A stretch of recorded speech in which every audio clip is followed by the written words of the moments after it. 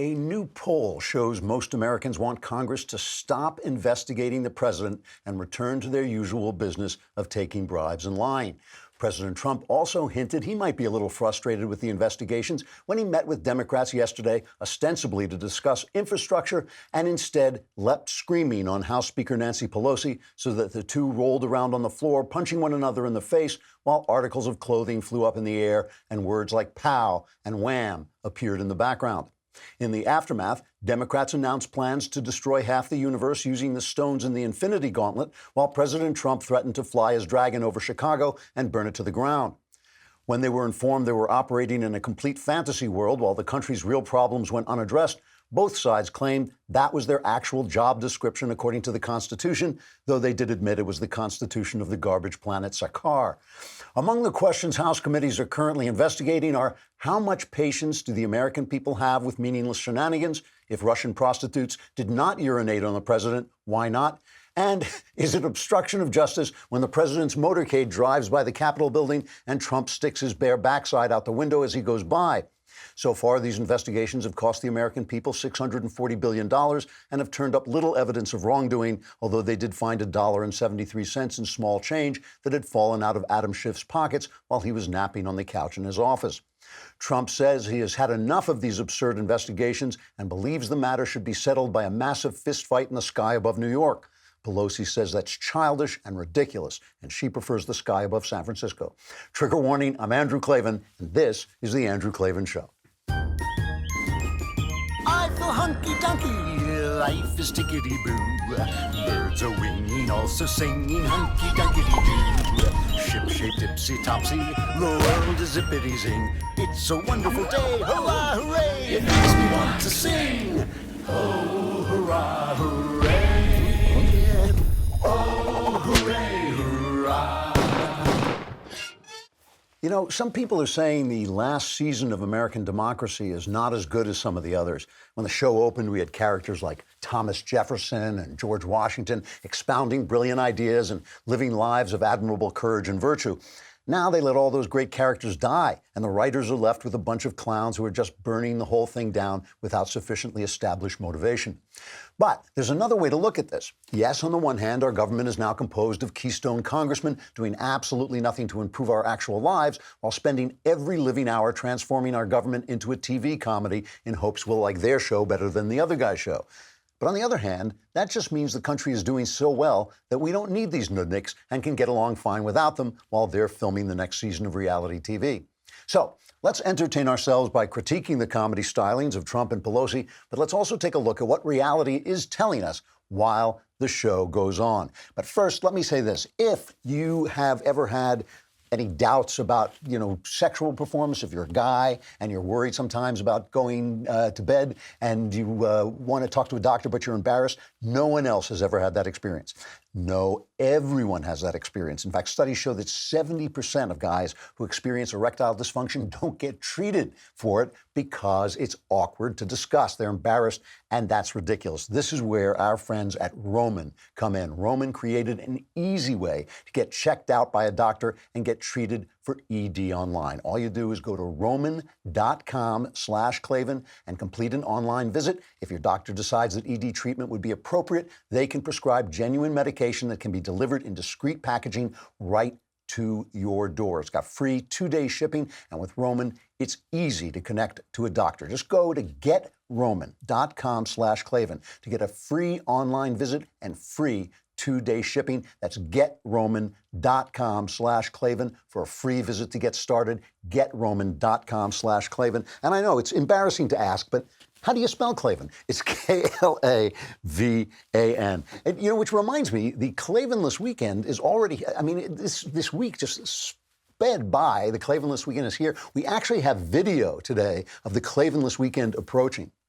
For each second of silence, you will drop closer to the boiling oil. Oh! Speak! I'm losing patience. No! If you don't, nothing will be left of you but the bone. That is frightening. All right, since everything has become showbiz, let's start with this exciting clip of Elizabeth Warren and Alexandria Occasional Cortex discussing Game of Thrones. They're discussing how Game of Thrones ended, because if there's one thing we all care deeply about, it's what our elected officials think about what we're watching to entertain ourselves on TV. This is why we send them to Washington, D.C., because we need them to discuss our entertainment. For those of you who are not Game of Thrones fans, and one of the things about this stuff is everybody's talking about Game of Thrones, but only about 10 million people, I think, watched it. So, I mean, that's a lot of people, but it's not a great percentage of the people in the country. But if you weren't watching it, basically, we followed the journey of this lady, the Dragon Queen, from being essentially a sex slave to being a dominant figure. And then at the end, spoiler alert, but it's the 48 hours have passed. In the end, she went nuts, and she basically lost it and became a tyrant, as these lefties tend to do. And so here is Alexandria Ocasio-Cortez and Elizabeth Warren discussing the ending of Game of Thrones. So did you see Game of Thrones last I night? did. I'm sad. I'm disappointed about it. I was just really meh. I feel like we were getting so close to having this ending with just women running the world. Exactly. And then one the goes last crazy, two episodes, right. it's like, oh, they're too emotional. Yeah, exactly. Can't do The that. end. It's like, oh, this was written by So men. I was even willing at the end to make a quick allegiance shift when Danny went nuts. Right, right. So I was over to Sansa. Yeah. I was like Team Yes. Sansa. I will redo my shirts, Totally. the whole thing. Totally. And yet Sansa, who already is Queen of the North, thank you very much. Right, right. She walks away saying, and I'll still be Queen of the North. I know. I was Come on, disappointed. Sansa, go for the big ones. I was disappointed. We need to get some feminist analysis up in HBO. Boy, they need some help on this. They do.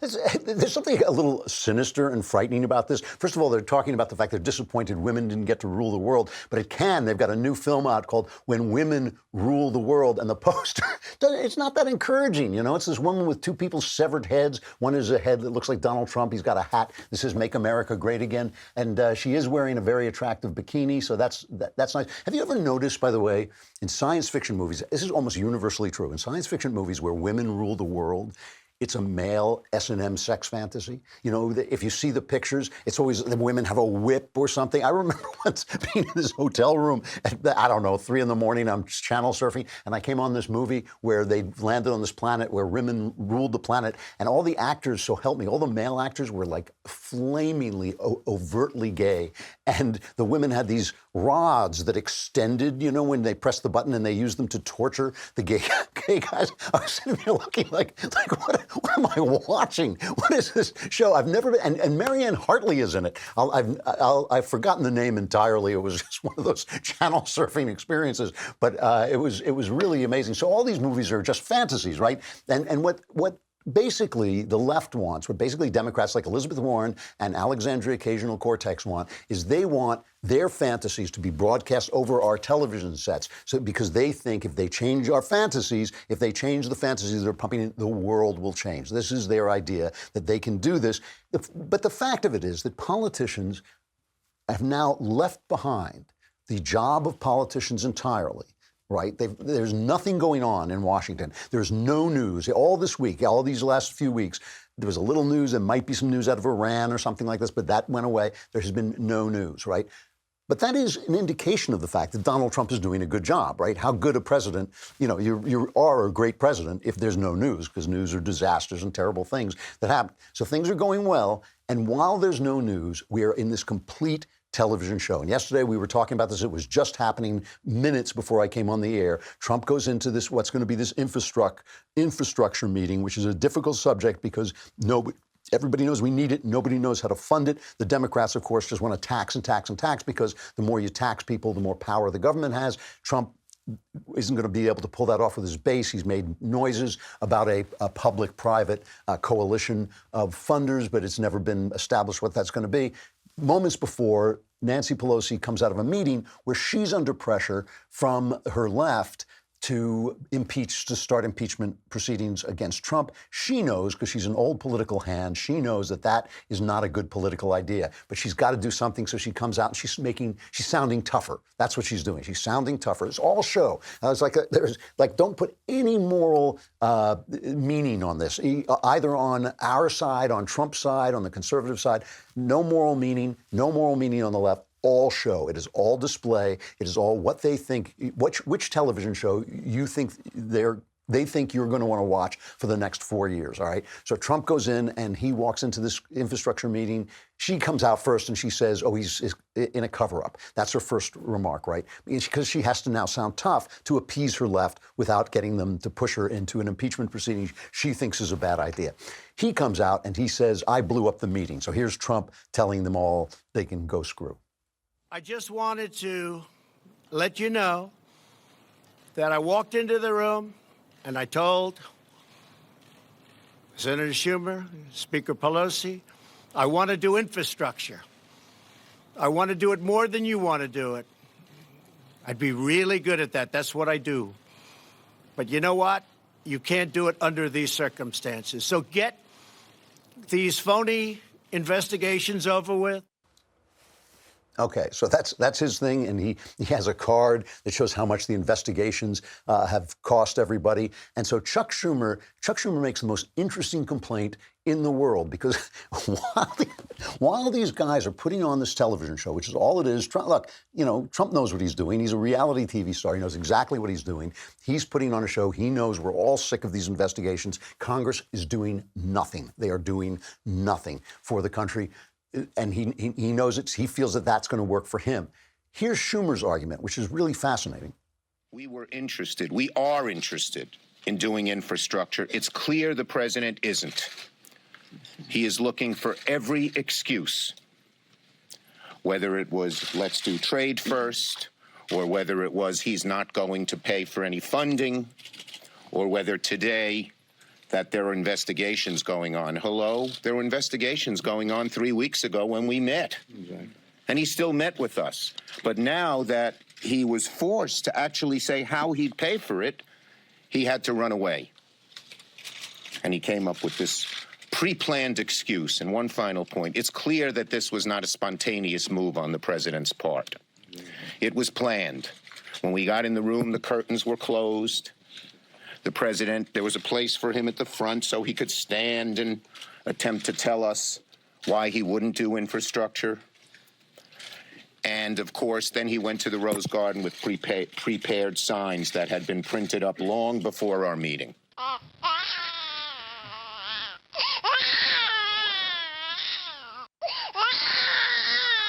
gonna guard you, Dad. Hey, Mama's boy. I bet you're gonna cry. Come on, Mama's boy. Let's see you cry, come on. Sorry, we just have to play that when Crying Chuck is on. But the thing about Schumer is, what's he complaining about? He's complaining about the fact that this wasn't spontaneous. It was all show, okay? The Democrats have now been in power in the House since January. What have they done that has not been a show? Name one thing they've done that has not been a show. Ever since the Mueller report came out, they've just been kind of trying to get people to ignore the fact that there was no collusion with the Russians. Trump is absolutely right about this. Every word that Trump said is true. Every word you heard on MSNBC and NBC and CNN, all that was false. So now they're trying to create this obstruction of justice idea that also was not in the report. It's all been show. It has all been show. So again, he's complaining that Trump is putting on a show. He's right. Trump is putting on a show. But what he's really complaining about is he's complaining that Trump has stolen the monopoly of show business from the left. Because up until this time, their domination of the news media and the entertainment media has been so complete that the Republicans couldn't put on a show. That's why you had guys pointing at charts and and Trump isn't doing any of that. He is just putting on his show, his version of the show. And the media has no choice. He is the president. They've got to cover it. So they are essentially helping him to put on the show. That is what Chuck Schumer is complaining about. Hey, you do not need a fortune to get great sheets. I love my Boll & Branch sheets. You may love them because they help you sleep, because they're comfortable, and that way it makes you go to sleep. I don't do any of that. That's sleeping. I just lie there on my Boll and Branch sheets, considering the universe, reading books, and I love them. I'm up all night, and they're just so comfortable. What makes them unique is that each sheet is crafted from 100% organic cotton, which means that Boll and Branch sheets not only feel incredible, but they also look terrific. And that's important if you're up all night like me, but even if you're sleeping in them, it's nice to be that comfortable and have attractive sheets.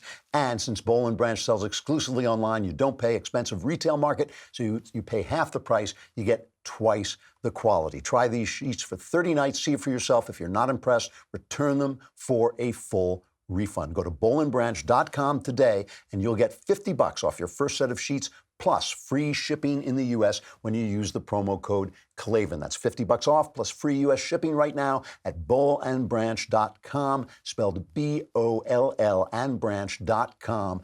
Promo code Klavan, bollandbranch.com, promo code Klavan. Bowl. I'm telling you how to spell bowl. When all I know, you're sitting there thinking, but how? How do we spell Klavan? K-L-A-V-A-N. No E's. And Klavan, it just looks this easy. That's it. All right. So the one who is really good at this, I have to say, is Nancy Pelosi. You know, you have to give credit, give the devil her due, and it is the devil, and it is her due. She is a screaming bitch. I have to say, she is so good at it. If you ever listen to the way she talks, especially about men and especially about macho men like Trump, she goes right for the groin. Trump may think because he's a celebrity, he can grab women by the crotch, but she goes teeth first at any man's crotch. She does. Listen to what she says.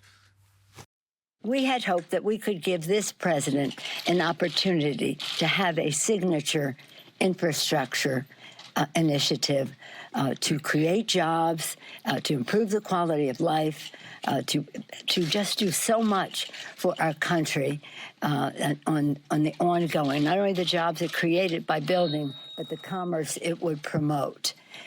And that included roads and bridges and mass transit, broadband into rural America and other underserved areas, clean water, wastewater, all of the things that have enormous needs. The American Society of Civil Engineers says it's in the trillions, the deficit we have. We're talking about a couple $2 billion. For some reason, maybe it was lack of confidence on his part that he really couldn't match the greatness of the challenge that we have, wasn't really respectful of the Congress and the White House working together. He just took a pass, and it just makes me wonder why he did that. In any event, I pray for the President of the United States. And I pray for the United States of America. He just didn't have the confidence to live up to the challenge. She always does this, and she does it especially with Trump. But she's just absolutely plain and open about it. She just goes after his manhood all the time. He doesn't have any confidence. He's not up to the challenge. And you know, what's funny about it is even if you listen to them, they're telling two different stories. Either he's a coward or he's putting on a show. Either he can't do the challenge or he's just playing a game with them. You know, he's just playing up something. I mean, I guess their whole thing is that he's playing this game because he's afraid, he doesn't know how to fund it or whatever. He's doing it for the same reason they're investigating him. He thinks the people will like his show better than they like her show and Schumer's show. And by the way, the fact that the left-wing media has lost its monopoly on setting the narrative, that Trump has stolen it away from them, it is what drives them insane. They can talk about he's a dictator, they can talk about he's a sexist, they can talk about it a racist, all the fantasies they've been trying to sell. That's not what bothers them. What bothers them is he is just as good as establishing a narrative as they are. That's what drives them crazy. On MSNBC, and that's the left-wing station, so I don't pick on them for that. They're openly left-wing, but all they're doing now is just spewing insults. Here's a montage from Newsbusters. They're just throwing insults at him. He is incapable of making a deal. He's just no good at it. He stinks at it. Just the worst deal maker that's ever sat in the Oval Office. Like, this whole thing yesterday looked ridiculous. It was like a kid's play that was set up by a bunch of bumbling idiots. The president set this up, acted like a complete idiot. You know, Eddie, the country's on some level become numb to this circus that we watch every day. But this was an extraordinary day, even by that measure. Just the word that keeps coming back to my mind is pathetic. On one level, Willie, you're right, it's pathetic. On another level, it's quite dangerous. It's pathetic, it's stupid, it's dangerous, an idiot, incompetent, and so on. What is it? Because he is doing their job better than they are.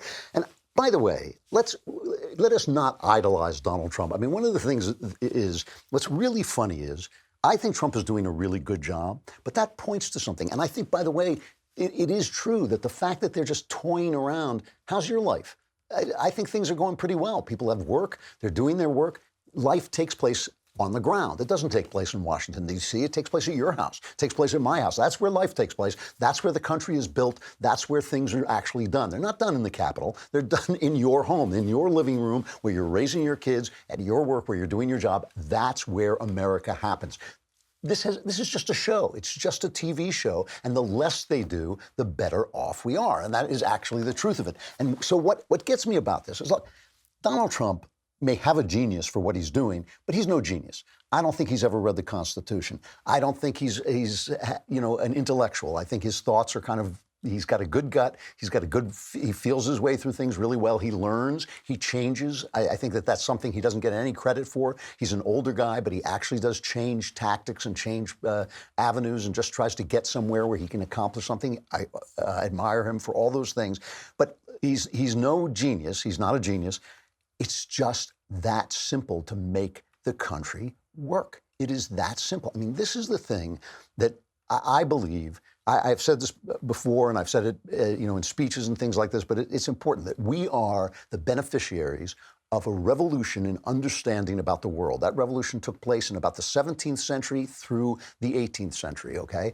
It was the revolutionary understanding that God doesn't tinker with the universe, that he made the universe to work. That was what Isaac Newton discovered. It's not that Isaac Newton didn't believe in God. He did believe in God. He just believed that God had made a machine that worked. He didn't have to sit there and go, oh, I'm going to push the earth like this, and the earth would do what it was going to do.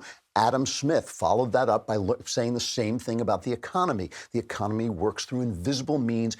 If people are left alone, each person will try to improve his lot, and that will raise all ships. And essentially, the founders of the country followed that up and saying, oh, the country can be made by people on the ground if we leave them alone. It's that easy. It's really interesting. Today, there's a piece, we had Myron Magnet on. I can't remember if it was earlier this week or last week. I think it was last week. Brilliant man, Myron Magnet. Just a brilliant guy. He's written a new book about Clarence Thomas. And he has an op-ed in the Wall Street Journal about Clarence Thomas. And he says some of the things that he said on the show. But when he writes, just like Thomas Sowell is like this, too. These brilliant guys. Thomas Sowell, Antonin Scalia is like this. Who's the other one? Shelby Steele is like this. They write with such simplicity that when you read it, you think like, oh, yeah, I know that. I know that. Because the truth makes sense. The truth is simple, right? So if it's so easy, if all they have to do is leave us alone, dial back the regulations, dial back the taxes, if that's all you have to do, if even reality TV show guy Donald Trump can do it, if even Donald Trump can make the country do well, why doesn't everybody do it? And the answer is because human beings are fallen and they want things that don't happen when we let the world take care of itself, like power and like fame. And we talk about power a lot. I talk about power a lot. We talk about fame, too. Fame. John Milton called fame the last infirmity of noble minds. The last sin you let go of was the desire for fame. And listen, the desire for fame can be a powerful force for good if you understand what fame is. Fame is doing something worth remembering. That's what fame is. But fame, in a world where you've stopped believing in an afterlife, in a world where you've stopped believing in a judgment beyond this world, fame just becomes celebrity, right? Anybody can be a celebrity. All you got to do is walk down the street with your pants off and you'll be a celebrity for 15 minutes. I mean, that was why Andy Warhol said that, everyone will be a celebrity for 15 minutes. So these guys are fighting to get their faces in front of the camera. And it has it has larger ramifications in the way people think. Candace Owens, I just did Candace Owens' podcast. I don't know when they're going to put it on, but she interviewed me, and we were talking about the fact that one of the first places she appeared was on my show, because I saw her on YouTube. I thought she was A, beautiful, and B, had real skill, real talent, had a story to tell. I thought this is somebody who's really going to be big. And as I did with Jordan Peterson, and as I did with Michael Knowles, which is going to get me sent to hell, and as actually I knew Shapiro when I heard him on the radio. I knew he was going to be big. I just recognize these people when they come along, and she has done great, and God bless her for it. They had her on with Harvard professor Cornel West, right, who is a spokesman for left-wing racial ideas, and Mediaite, which until about 3 months ago was a really good site where they would make fun of everybody and they would point out whether people on the left or people on the right were doing badly or doing something stupid. They would just say it. Here's Trump being stupid. Here's Pelosi being stupid. Now they've just become yet another woke anti-Trump site. So they put up this debate. Laura Ingraham has a debate between Cornel West and Candace Owens, right? And they put up a thing that says Fox News Booker subjects Harvard professor Cornel West to Candace Owens. Why? Well, they forgot to mention Candace takes him apart. Candace takes him to pieces. And you'll see why in just a second. But this is what I mean when everything becomes a show and everything becomes about how things look and how things feel. You start to go down some very dark roads. It's comical what they're doing in Washington right now. To me, it's all comedy. It's not hurting anybody really, as long as people figure it out. But if people don't figure it out, as I was saying about abortion yesterday, if people don't figure out reality from fantasy, they can do some very dark stuff. Listen to what Cornel West says about the problem with Donald Trump for black people. The president has a language that creates an atmosphere that is so xenophobic against black folk, Mexicans, Muslims. He rarely wants to stay in contact with their humanity. So when you look at the statistics, that's one thing. But when you create an atmosphere and an ambience of xenophobia, it reinforces the polarization, and therefore many black folk wouldn't even be able to connect the statistics that look good with the language, the atmosphere that feels so bad. And that cold-hearted, mean-spiritedness is something that cuts very, very deep in the spirit of people. Have you met him? That is an amazing statement, and an amazing statement. The statistics, which show that, of course, black people have more jobs, the wages are going up, things are going better for them than they ever went under Obama. That doesn't matter. It's the ambience, it's the feeling, it's the atmosphere that he creates with the words that he says. That is the left-wing point of view. Let's listen to Candace's response.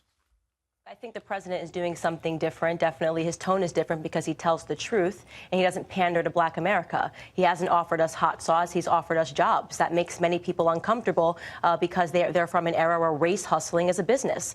They're used to telling black Americans that they're victims, writing books about victimhood, and that is no longer selling in America. And I just wanted to comment back on saying that xenophobia is something that black Americans are afraid of. Xenophobia means that you have a fear, Mr. West, of foreigners. Black Americans are not foreigners in this country. We are a piece of the American dream. We've earned a piece of this American dream, and we're getting tired of people telling us that we are somehow separate of it. I mean, that's really what I have to say. We're doing tremendous under this presidency. There is no candidate that is offering anything on the left to counter what Trump has offered. They're just offering more rhetoric, more fear-mongering, and unfortunately, time is up on this narrative. We are ready to move on and embrace our futures. It's an amazing debate because it was really the left and right writ large, right? One is saying the ambience, the feeling, the narrative, and the other is saying, no, we're doing great. Let's move on. Let's drop the narrative and move on with our lives. And that is the difference. And you see it so much today or yesterday, I guess, talking about the news. Michael Avenatti, the attorney, right, who was defending Stormy Daniels, he has now been, federal prosecutors now say that he used a doctored document to steal $300,000 from that Stormy Daniels was supposed to be paid for her book deal. So here's this guy who just the other day, basically, CNN had on, I think they had him on 120 times in the course of 2 years, 120 times. They had Avenatti on. They were talking about him being president. They were talking about him destroying Donald Trump. Now this guy is stealing from a stripper. He's stealing money from a stripper. That is what he's doing. A woman who you don't even remember, right? That narrative is gone now. That was everything. That was, oh, the woman, what a hero this stripper was because she slept with a guy and then broke her, her agreement not to talk about it. I mean, now that is reality. So the narrative is just gone. The other one is, what's his name? Northam in Virginia. They just did this study, a law firm investigating. Remember, he was the guy who did this thing in blackface. But then it turned out that both the guys under him had also scandals so that if he went down, a Republican would take over the state. So suddenly blackface was fine. Go ahead and do blackface.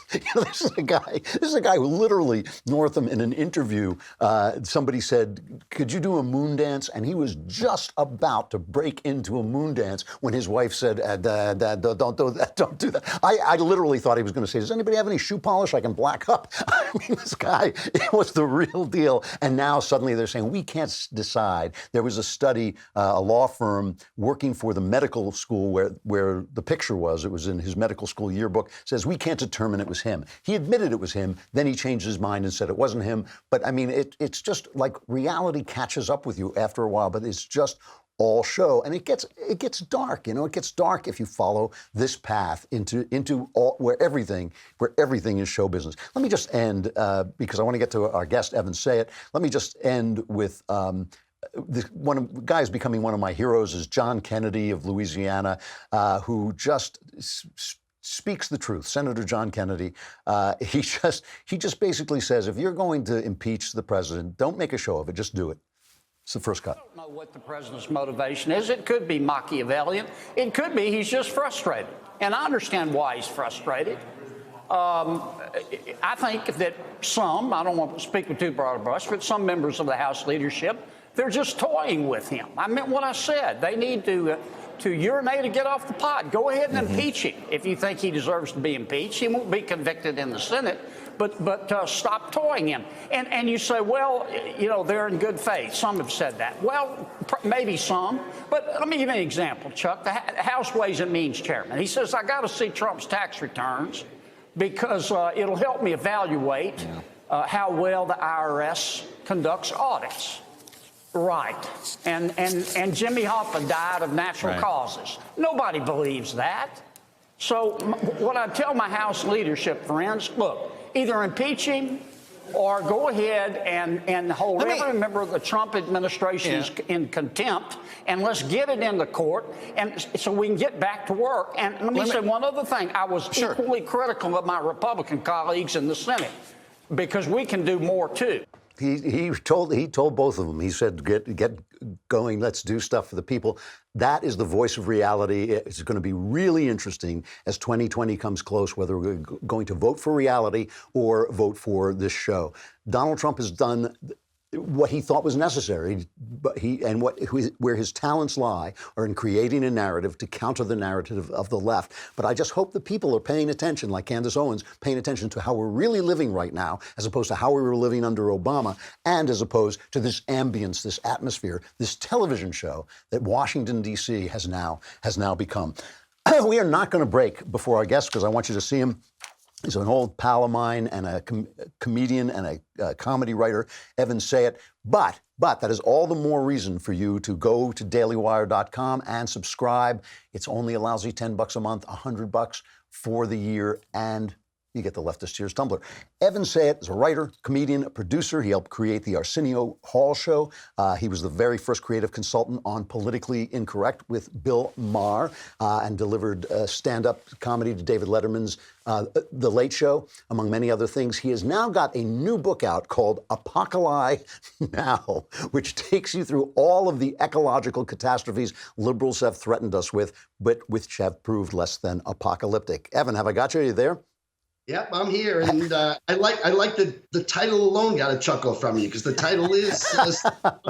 I read the entire book and chuckled throughout, and we will talk about it. But I want to talk to you. We've been talking a lot about comedy here because obviously comedy has now been monopolized by the left to the point where they can actually get up and say, we're not going to be funny anymore. We're just going to talk about the things that matter to us. I want to go back. You helped create the Arsenio Hall show. You worked with Bill Maher. What is it like for a guy, because you're an openly conservative guy. You've been very brave about it. You've never been mealy-mouthed about it. What is it like for a conservative guy in a writer's room with Bill Maher or Arsenio Hall or any of those people? Yeah, the answer is I don't know, because back then I was still on the left. I mean, growing up, to borrow Andrew Breitbart's description, liberalism was the default factory setting for somebody born into my demographic. I was a New York City born Jew and wasn't that steeped in politics. I knew exactly what every Democrat knows. I knew that Democrats are good and Republicans are evil. I'm good. I'm a Democrat. That's all I needed to know. Democrats like peace, Republicans like war. I like peace. I'm a Democrat. Democrats like air. Republicans hate air. I like air. It wasn't until after I became a conservative that I left all of these shows. I stopped writing for television. People ask me all the time, has your career been hurt since you've come out as a conservative? And the answer, Andrew, is I don't know. Because the day that I recognized, and my epiphany wasn't that I had the wrong beliefs and the wrong values. My epiphany was that the beliefs and values I held were not represented by the left. My beliefs remain the same as from when I was young. I recognize good and evil, right and wrong, that America is exceptional, et cetera, et cetera. And I remain a lowercase L liberal. In fact, what we seek to conserve as conservatives is a liberal democracy. Yeah, no, I feel exactly the same way. When you watch now and you see like every single show, I mean, it makes me a little nuts because there's nothing to watch at night if you don't want to be insulted. When you see every single, is there reruns of 24? What's that? Reruns of 24. Reruns of 24. Is there any hope in your mind that comedians who, let's face it, comedians kind of are supposed to be rebels, right? They're supposed to say the things that nobody else says, but now they're saying the things that every other comedian says. Is there any point where somebody says, wait a minute, I don't believe this, where they have your revelation, which was my revelation too, which was the values I represented are not represented by the left. Do you have any hope of that? It's difficult because we allowed the left to be the gatekeepers of the communications industries, of the studios. I mean, so even if I were to, or somebody else were to put out exactly what you're describing, let's say, I like to think of myself, originally, I got back into stand-up comedy when I became a conservative. I've been writing TV shows. I got back into stand-up because when I became a conservative, I said, what weapon, what tool, what do I bring to the battle that our side seems to be missing? And I intentionally made myself a Bill Maher for the right, or a George Carlin for the right, pointedly political. The difference is I still do jokes. I still do funny things. Right? Left has replaced humor with vitriol. And they're such caged animals, the left. They're so filled with anger and hate that release that comes from vitriol is now serving the purpose on the left that humor used to sell, release and a sense of community and all of these things. So is there hope? The downside is they own the mechanism for getting our voices out there. On the other hand, technology has always been something that has offered a new avenue. So as technologies develop and we have more opportunities where we don't need the gatekeepers, where we can go around the studios, when we can make movies on our cell phones, that bodes well. So I don't know the answer. There's stuff on both sides. So we're talking to Evan Sayet, the author of Apocalypse Now, his new book, which this is a funny title, and it's a funny book about apocalypse. The reason it's funny, Andrew, I'm sorry to interrupt. Yeah. The reason it's funny is because apocalypse is a made-up word. It's plural of apocalypse. But the reality is you can't have an apocalypse. You can't have more than one apocalypse. Right? Had they been right even once, we wouldn't be sitting here talking. I want to ask you a question because you work with Bill Maher. I want to ask you, Bill Maher, I respect Bill Maher because he respects free speech. I mean, I almost never agree with him, but he does have people on the other side on his show, which is amazing in and of itself. He started out, he was he had a show, Politically Incorrect, which was... I wrote it. Yeah, you wrote parts of it, right? I wrote it for 6 years. And it was in part politically incorrect. What happened to him? Okay, here's exactly what happened to him. Not a thing. What happened was the show moved. He was never a libertarian. He was never on the right. He was never on the left. He's a narcissist. The show, when I wrote it, was done out of New York City. In New York City, you leave the studio, you walk down the stairs, you walk into the street, you walk past cab drivers, you walk past construction workers, you walk past doormen. If you are a narcissist and you need strangers to yell, "We love you, Bill," in New York City, you've got to be a little bit more of a working man's mentality. When the show moved to Hollywood, you leave the studio, you get in your private car, the gate goes up, there are no cab drivers, there are no doormen. You just drive in your private car till you get to your gated community. And now who's in your gated community to yell, "We love you, Bill"? It's going to be Susan Sarandon. It's going to be all the radical leftists. So he's always been a panderer. In New York, he pandered to the working class a little more. But once he got out to Hollywood, he pandered to his fellow leftists in showbiz. That is really an interesting analysis. It really is. Let us talk about Apocalypse Now, though. First of all, it's in rhyme. You didn't laugh that time. What's that? You didn't laugh that time when you said Apocalypse. No, I mean, after a while, I mean, but this is, you go through, in rhyme, all of the things that the left has been telling us are going to destroy the world for the last, 30, 40 years? Actually, the book was published on, by no coincidence, Earth Day, which was April 22nd. Okay. On that same day, CBS News decided to run Walter Cronkite's coverage of the very first Earth Day 49 years ago. And at the very end of it, he's almost weepy. It's like he had gotten his death sentence, which we had. And he turns to the camera and the people at home, and as the most trusted man in America, he looks in the camera and he says, "The message is clear. Act now or die." Now that's what AOC is telling us. Act now or die. Yeah. That's what they were telling us with the ozone layer. That's what they were telling us with acid rain. And you know where you hear that concept, act now or die? It's at the end of every used car salesman's pitch. Act now, time's running out. Right? Yeah. Because if you can force somebody to act quickly, they act foolishly. If they're in fear, they will act foolishly. And obviously, turning over our money and our freedom to the Democratic Party is a foolish act. Yeah. I always tell people there may be science that the world is warming, but there's no science that giving our power to the government is going to cure anything. Evan Sayet, the author of Apocalypse Now. Get it? It's funny, and you're funny. It's always good to see you, Evan. Thanks a lot. So good to see you. Thank you. Bye-bye. All right, a final reflection before I send you cascading into the Klavanless weekend where there is only weeping and gnashing of teeth. The left has this story they tell that they were the racists. Yes, they were in favor of slavery, and the Republican Abe Lincoln came along. Yes, they were the Ku Klux Klan. Yes, it was the Democrats who shaped Jim Crow. But then everything turned around. Richard Nixon and his Southern strategy, and everything turned around.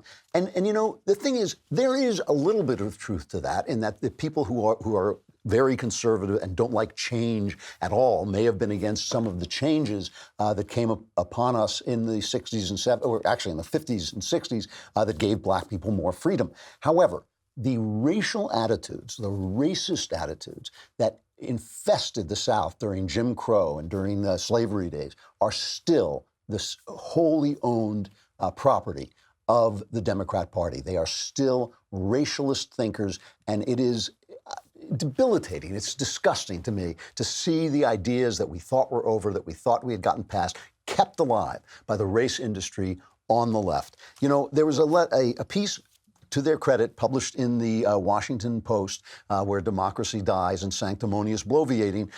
There was a piece written by the Kay Cole James, who is a black lady and the president of the Heritage Foundation. And they want to curate hate speech, right? So they got an advisory board, and they thought, well, we won't just have them on the left, we will have someone from the right. And they asked Kay Cole James to become part of this advisory board.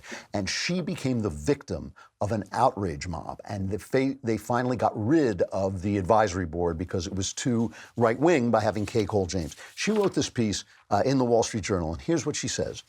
In 1961, at age 12, I was one of 24 black children who integrated in an all-white junior high school in Richmond. White parents jeered me outside the school and inside. Their kids stuck me with pins, shoved me in the halls, and pushed me down the stairs. So, when the group of Google employees resorted to calling names and making false accusations because they didn't want a conservative voice advising the company, the hostility was reminiscent of what I felt back then, that same intolerance for someone who is different from them. I have seen this. I have seen the way black conservatives are treated in Hollywood. It has actually brought tears to my eyes to see this stuff come back under the guise of being woke. Woke is bigotry. Woke is racism. That is what it is, and it is intolerable that we allow this stuff come back under the name progressive when it could not be more regressive. The other day, I don't know, maybe 2 days ago, I finished my project of reading the Gospels in Greek, which I'm very proud of in spite of the fact that I had to use a dictionary every other word. And I can't remember how long. It took me like 2 years, maybe a year and a half. I don't know, but it took me a long time. I started out by reading one sentence in Greek and translating it. And then by the end of it, I was reading 5 sentences in Greek. And part of the greatness of the experience was just reading the Gospels that slowly, having to think about them in these little bites, which was just really, really interesting. And one of the things that I was struck by was the spiritual realism of both the Gospels and of every word that comes out of Jesus' mouth. It is a tragic view of life, but it is also an incredibly uplifting view of life. And it is a view of life that is kind of like what I was talking about before, that the system is in place and there's nothing we really need to do except work for our own betterment. So it's like we can't repent of our sins. We have to accept grace and then move on and give grace to other people. It's the same thing with racism. It's the same thing with the sins of the past. There's no answer to racism except to stop. There is no answer to racism except to love God and love the image of God, who is your neighbor. Turns out that's the image of God, right? The greatest wisdom is so simple. Why don't we do it? Because we are broken, right? Listen, you're going to experience racist thoughts. You're going to experience lust, greed, and envy, and all the rest. But if you accept grace, if you forgive yourself, if you let yourself be forgiven, you can also forgive other people of these things and move on. It is a tragic but simple answer, and unfortunately, maybe, or fortunately, it's the only answer. It's the only answer. We cannot, as conservatives, and I would hope as wise liberals, we cannot let this racism come back into our country under the guise of woke. It's disgusting, and it is something we need to leave behind. The Klavanless weekend is upon us. It doesn't matter what I say, you're doomed, but survivors gather here on Monday. I'm Andrew Klavan. This is The Andrew Klavan Show.